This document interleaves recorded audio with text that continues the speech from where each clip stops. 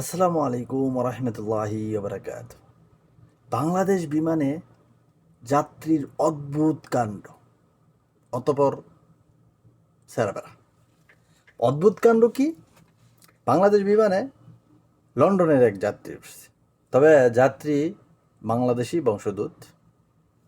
উনি সিলেটে যাবে সিলেটে। তো যাই হোক, উনি বংশোদ্ভূত, ভালো কথা। উনি খাবার চাইছে, খাবার দেওয়া হয়েছে। আবার খাবার চাইছে, তো আবার খাবার দিছে। তারপরে উনি অসাধারণ আচরণ করতেছে, খারাপ আচরণ করতেছে। বিমানবালারা আসতে একটু লেট হয়েছে, উনি ডাকতেছে। সেই সময় বিমানবালা কাজে ব্যস্ত ছিল, সবাইকে খাবার পরিবেশন করতেছিল। কিন্তু সে মানে ঝগড়াঝাটি শুরু করে দিয়েছে বিমানের ভিতরে, চলন্ত বিমানে।